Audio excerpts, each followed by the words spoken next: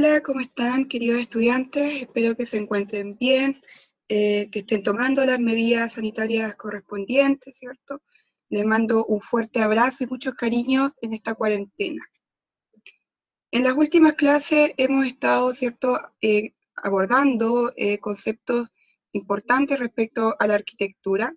Hoy veremos sobre la arquitectura contemporánea y vamos a identificar las principales características de la arquitectura moderna y contemporánea.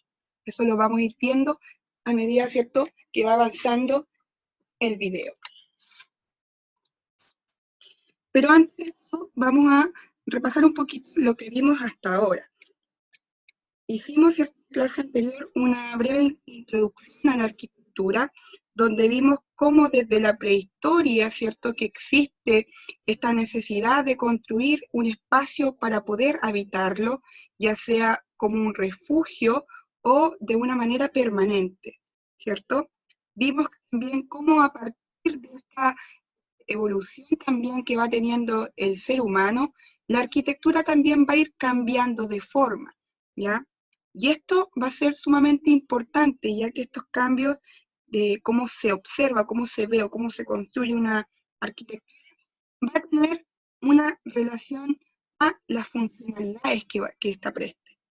Es decir, recordemos que también vimos, ¿cierto?, algunas arquitecturas, por ejemplo, las pirámides de Egipto, ¿ya?, que son arquitecturas que son enormes, reconocidas a nivel mundial, están dentro de las 8 maravillas del mundo incluso, ¿cierto?, y que su principal función no es que las personas lo habiten, sino que son tumbas, ¿cierto? Son lugares donde se pone, ¿cierto?, a los grandes faraones y la descendencia de estos, ¿cierto?, dentro de estas grandes arquitecturas piramidales.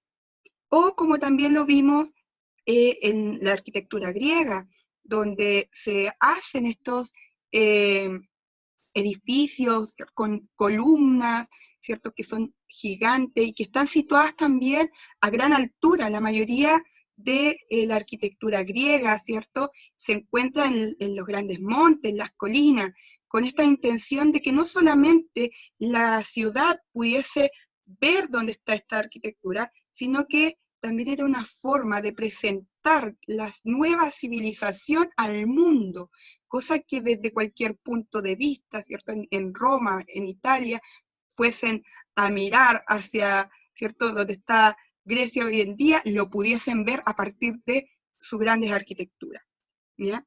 Entonces, tenían muchas funcionalidades, ¿ya? También veamos que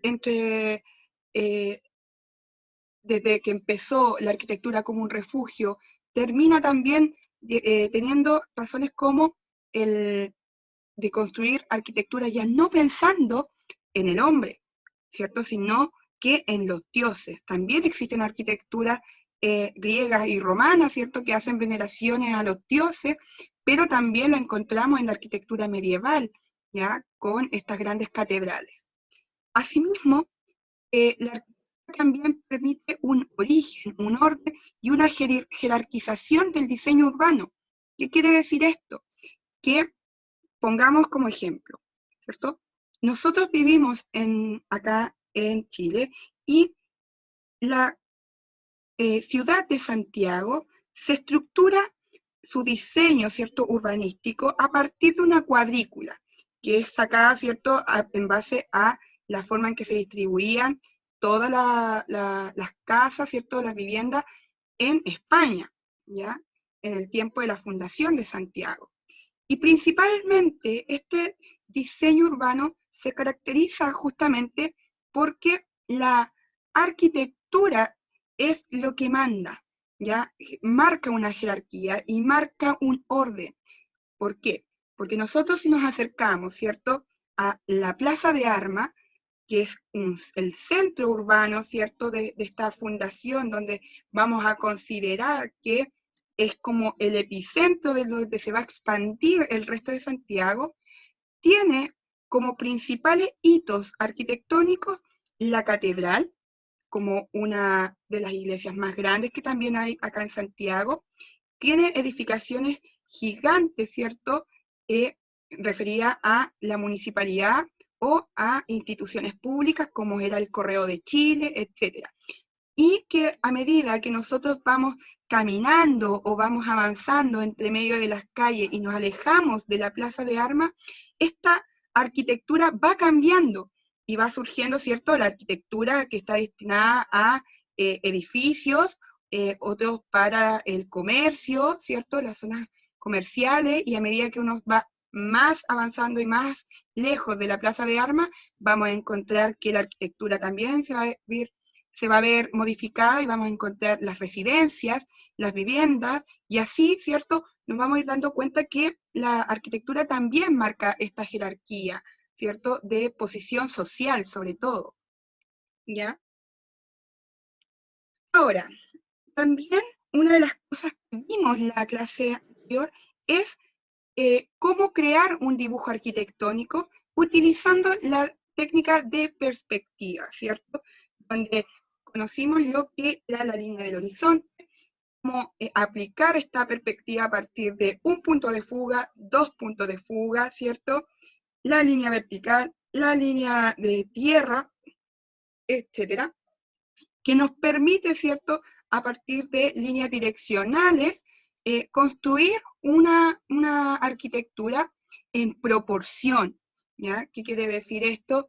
Que sus elementos van a estar, ¿cierto?, todos centrados hacia la misma dirección y por lo tanto la profundidad mantiene, ¿cierto?, la proporción. No es que en la ventana más de acá, la primera ventana, por ejemplo, sea más grande que la segunda, sino que al tener esta perspectiva nos deja clara que la segunda se ve más pequeña porque está más lejos. Sí, no sé si se entiende, espero que sí.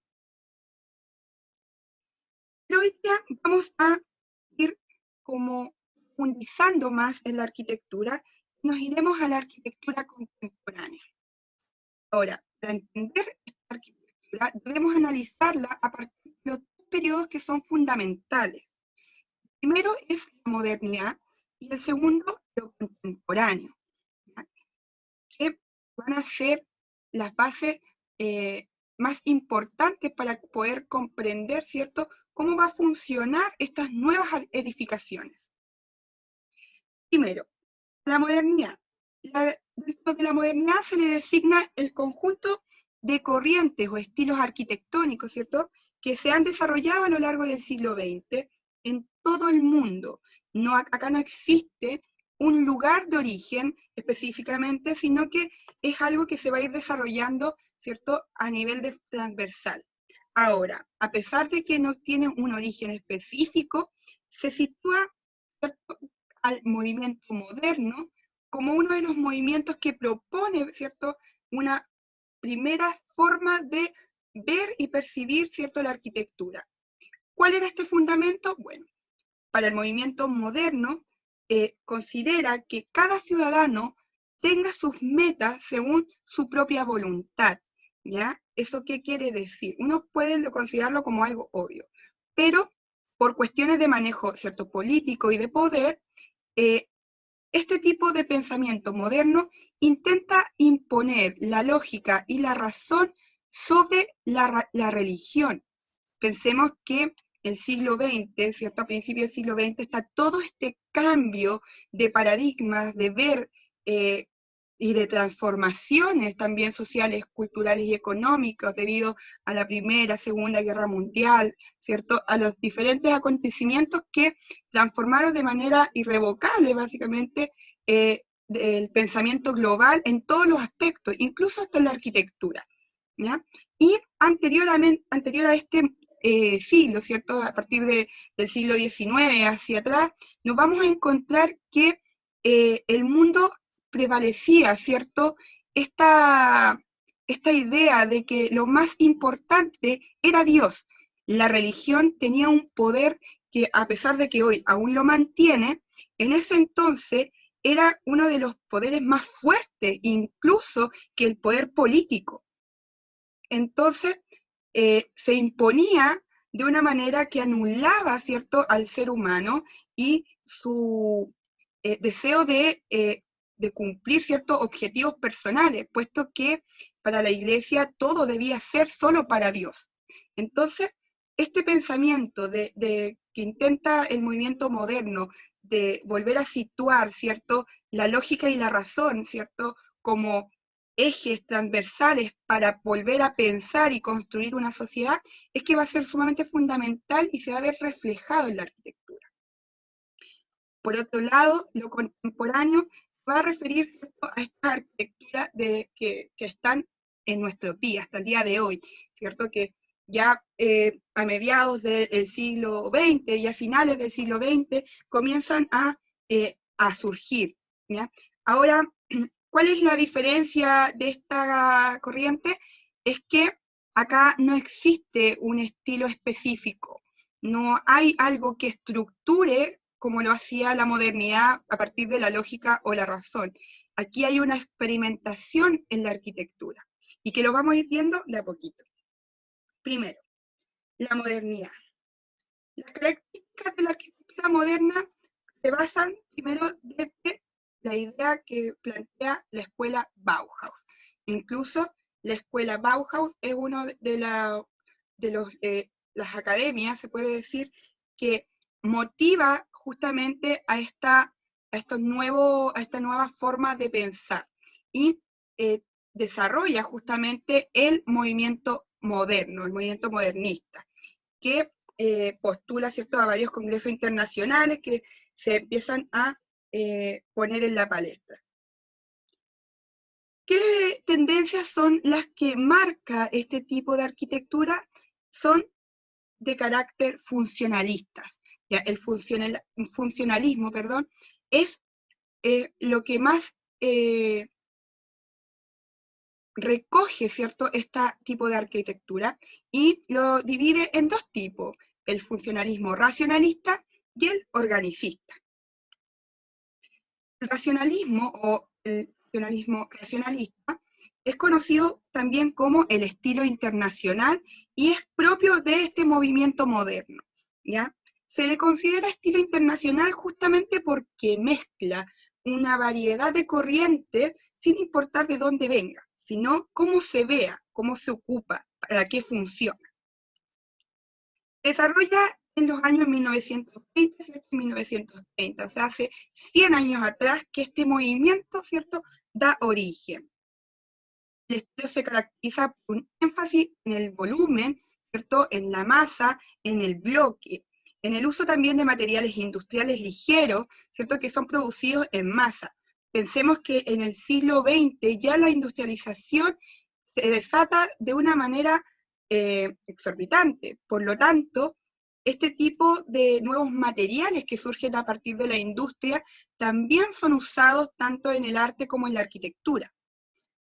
¿Qué otra característica? El rechazo de todo ornamento, ¿cierto? Toda decoración. Recordemos, ¿cierto?, estas arquitecturas góticas o barrocas que tienen estas decoraciones, gárgolas, flores e incluso escenas bíblicas que están talladas en los muros, ¿ya?, que tienen toda esta decoración que uno no termina de ver cada fragmento de la arquitectura. Y color y formas que son mucho más planas, más lisas, formas modulares, repetitivas, ¿cierto? Aquí hay un gran juego con la geometría y el uso de superficies planas y lisas, ¿ya? También un elemento que se incorpora y que destaca mucho en la arquitectura moderna es el uso del vidrio, ya que van alternando áreas de vidrio. ¿Qué quiere decir? Que ya no solo vemos el vidrio en ventanas, sino que lo vamos a ir viendo como muros, ¿ya? Acá tenemos un ejemplo, este es un sanatorio, una casa psiquiátrica, donde vemos su estructura y lo primero que vemos es justamente esta concepción de bloque. ¿Ya? Es un gran bloque blanco que tiene varios bloques modulares, ¿cierto?, rectangulares, que se sitúan desde el centro hasta también en la parte superior, que da este entresacado que recorta y genera un nuevo, ¿cierto?, como rectángulo más largo. ¿Qué otra cosa nos vamos a dar cuenta? La ornamentación completamente lisa, ¿cierto? Aquí vemos una arquitectura donde los únicos detalles que nosotros podemos destacar son las ventanas. Esta arquitectura está recién planteando, ¿cierto?, esta idea de ocupar el vidrio no solo como una forma de entrar una luz o como para tener en un dormitorio, sino que si se dan cuenta, las ventanas terminan siendo parte de la ornamentación de este edificio y se ponen de manera que generen líneas. Y básicamente todo el muro completo tiene bastantes ventanas. Esta idea la vamos a ir viendo mucho más trabajada en otras arquitecturas. Acá volvemos, este es un palacio que se encuentra en Suecia, que se desarrolló en 1925. Fíjense muy bien, volvemos, figura, ¿cierto?, en bloques, tenemos toda esta, incluso estos bloques marcados, ¿cierto?, delineados con estos contornos negros, incluso en la esquina, como si nos estuvieran dibujando la arquitectura. Y también nos vamos a dar cuenta de el uso de ventanas, corridas de ventanas, ¿cierto?, que se empiezan a ser propias de este tipo de arquitectura. Pero también tenemos esta de Gropius, que es una de las escuelas, una industria que realiza y que es un trabajo de uno de los profesores de la Academia de la Bauhaus, y la misma gracia, si nos damos cuenta, la ornamentación es casi nula, los muros son básicamente lisos, ¿cierto? Pero acá fíjense cómo se utiliza el vidrio. Ya la ventana ya no es una ventana, sino que pasan a ser muros, ¿cierto?, de vidrios intercalados con hormigón, muro, ¿cierto? Entonces vemos que esto da la sensación de que este gran bloque también es frágil, a pesar de que es un gran bloque de cemento, de concreto. Incluso si nos miramos hacia el lado izquierdo, podemos ver que existe otra corrida de muralla completamente de vidrio, de ventana. Entonces, todas estas cosas se van incorporando dentro de la arquitectura racionalista. Por otro lado, tenemos la arquitectura organicista, ¿ya?, que consiste en que la corriente arquitectónica lo que buscaba promover era la armonía entre la edificación y el entorno natural. El organicismo, ¿cierto?, fue llamado así justamente porque busca integrar dentro de las construcciones el contexto, su entorno, el paisaje. Y acá nosotros tenemos como ejemplo una de las casas más conocidas de este movimiento, que es la casa en el bosque, o la casa cascada, que también se le conoce, y es precisamente porque esta casa está inserta en una montaña, y ustedes pueden ver que debajo de esta casa pasa una cascada, no se ve interrumpida, sino que la cascada pareciese ser parte de la casa, ¿cierto?, y viceversa. Entonces, esa es una de las cualidades. Al igual que el racionalista, ¿cierto?, este tipo de arquitectura sigue siendo funcionalista. Entonces, una de las principales, ¿cierto?, características que va a tener van a ser el uso de plantas libres. Si ustedes se fijan, el segundo piso, ¿cierto?, incluso el primer piso, tienen como función, ¿cierto?, no solamente de ser el cielo, sino que también ser grandes terrazas para poder, ¿cierto?, tener un espacio donde poder habitar y sin tener como la sensación de ahogo en este sentido. Entonces, ocupan muchos espacios grandes. Lo funcional antes que lo ornamental. Independiente de que esté, ¿cierto?, en el bosque, vemos que la arquitectura mantiene esta geometrización, vemos que los materiales, ¿cierto?, siguen siendo lisos, a pesar de que se utiliza roca para poder hacer muros, siguen siendo bastante limpios. Uso de nuevos materiales, acá vemos, ¿cierto?, el tema del hormigón, vamos a encontrar el fierro, ¿cierto?, el acero, el vidrio, la piedra, ¿cierto?, la cerámica. Nos vamos a ir encontrando muchos nuevos materiales dentro de estas construcciones, que son materiales estructurales. o sea, que son bases para poder mantener en pie esta arquitectura. Adaptación del hábitat del hombre al entorno natural, eso lo mencionamos, ¿cierto? En cómo la naturaleza no se ve destruida básicamente de manera de que haya una deforestación, sino que la arquitectura se adecúa al espacio, a este flujo, ¿cierto? Del río, a estos árboles, etcétera, ¿cierto? Y se acomoda. Y también concebir el entorno y la edificación como un todo, o sea, el paisaje no está ajeno a la arquitectura. Vamos a ver otro ejemplo. Esta es una de las casas que se encuentra en Estados Unidos y es una de las primeras casas que se realiza en base a este movimiento organicista. Entonces podemos darnos cuenta que la casa mantiene, ¿cierto?, las mismas categorías funcionales que el racionalismo, son geométricas, ¿cierto?, son bloques, se mantiene el uso de ventanas, del vidrio, pero esta vez incorpora el paisaje. El paisajismo, ¿cierto?, empieza a ser una rama que juega en paralelo con la arquitectura organicista. Si ustedes se dan cuenta, vemos que hay una especie de orden, ¿cierto?, simétrico en esta arquitectura. No es que los árboles o las plantas estuviesen así de manera natural, sino que se adecúa también el espacio a esta construcción. Vamos a ver otro ejemplo. Fíjense en esto, cómo, ¿cierto?, esta vez ya no ocupamos, ¿cierto?, hormigón o cemento, concreto, sino que pongan atención cómo utilizan también recursos del mismo ambiente. Son básicamente los mismos árboles que están acá plantados al lado, que son utilizados como troncos y pilares, ¿cierto?, de este techo voledizo, como se le conoce, ya que es un techo que sobresale, y que genera, ¿cierto?, como un espacio de terraza en la parte baja, y que conlleva también una habitación o un espacio habitable en la parte superior. Ahora, la arquitectura contemporánea. Este tipo de arquitectura busca la experimentación de la forma, la materialidad y el espacio.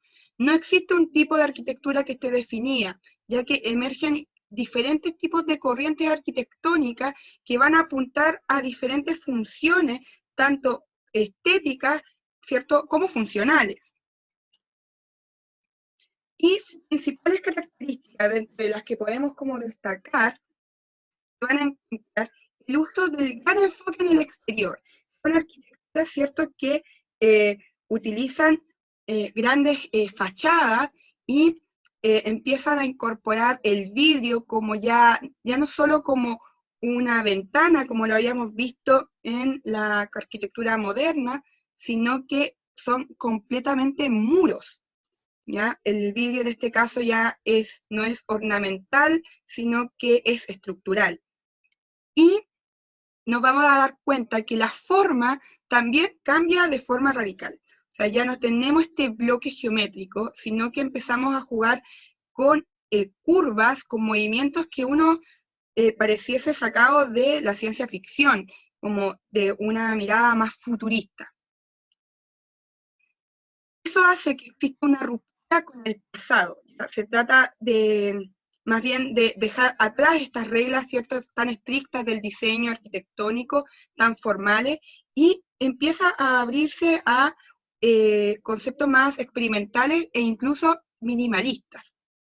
El minimalismo dentro de la arquitectura es uno de los grandes exponentes de la arquitectura contemporánea. Eso lo veremos más adelante. Después tenemos la ligereza aporta un interior más relajado a su hogar. Este concepto, ¿cierto?, se va a basar justamente en el minimalismo, ¿ya? Reemplaza la ornamentación por líneas rectas, ¿cierto?, limpias, y que dé paso a espacios como arquitectónicos como si fuesen más livianos, más ligeros, ¿cierto? No tan pesados como estos bloques de concreto que habíamos visto anteriormente. Pareciese que esto pudiese incluso uno levantarlo simplemente con muy poca ayuda. Pero no quiere decir que sea liviano, sino que da esta percepción de liviandad justamente porque se utiliza el vidrio, ¿cierto?, de manera estructural. También los exteriores van a ser sumamente importantes en la arquitectura contemporánea, puesto que, al igual como en la arquitectura moderna, ¿cierto?, el entorno también es parte del diseño. Por lo tanto, la mayoría de los exteriores son libres de adorno, ¿cierto? Van a estar, por lo general, con elementos de la naturaleza, o si en lo posible limpios, despejados, donde permita, ¿cierto?, poder darle lugar a la arquitectura, ¿cierto?, y espacio. Dentro de la arquitectura contemporánea, los espacios abiertos y sin poco elemento, ¿cierto?, van a ser sumamente característicos. Por eso el minimalismo es una de las corrientes más fuertes de la arquitectura contemporánea. Otra idea es que este tipo, ¿cierto?, de características aún prevalece incluso en nuestros pequeños departamentos. Se trata de los interiores con un plano de planta abierta, que quiere decir el término, por ejemplo, de la gran sala. Esto trata de que los arquitectos, ¿cierto?, empiezan a fusionar los espacios interiores, ¿ya?, tratando de evitar ciertos lugares o sectores de la casa de forma independiente. Tenemos una cocina que se conecta con el living y con el comedor y con la sala de estar y con la entrada. Entonces todo pareciese estar en el mismo espacio. ¿Por qué digo que esto todavía se mantiene incluso en nuestros hogares? ¿Cierto? Quizás hay algunos de ustedes que puedan estar viviendo quizás en algún departamento, ¿cierto? Y el departamento cabe justamente la casualidad que la cocina no está separada del living o del comedor y están en conjunto, ¿ya? Incluso los home studies son ejemplos de cómo funciona esta idea, ¿cierto?, de gran sala, donde tenemos la pieza conectada con la cocina y con un pequeño living, ¿cierto?, y con el balcón, por ejemplo, ¿ya? Este tipo de idea de en un solo espacio ponerlo todo es también muy característico de la arquitectura contemporánea.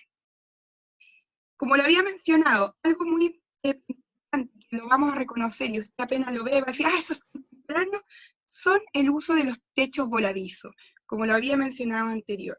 Estos techos, ¿cierto?, que sobresalen dentro de esta estructura, dan un nuevo espacio, ¿cierto?, un lugar mucho más abierto en la parte baja, y la parte alta es utilizada para poder ser habitada, ya sea como habitación o algún espacio, ya sea para una terraza cerrada, por ejemplo, etc. Entonces, el techo voladizo también surge dentro de la arquitectura contemporánea y también lo aplica mucho la arquitectura minimalista. Estas son algunas de las características más importantes de la arquitectura contemporánea. Si ustedes se dan cuenta, diferencian, ¿cierto?, un poco de la arquitectura moderna. Ya para la próxima clase vamos a ir viendo cómo estas características van siendo evolucionadas o transformadas a medida que los mismos arquitectos van experimentando y extrapolando estas ideas. Ahora, finalmente, realizaremos la actividad de esta clase, en la cual usted va a desarrollar, ¿cierto?, una guía de trabajo y va a responderla según lo que hemos visto en la clase anterior y la de hoy. Cualquier duda, ustedes escríbanme a mi correo, ¿cierto? El correo siempre está en la parte superior de cada guía. Esperando que se encuentren muy bien, que se sigan cuidando y que no les pase nada. Les mando un fuerte abrazo y espero que nos veamos pronto.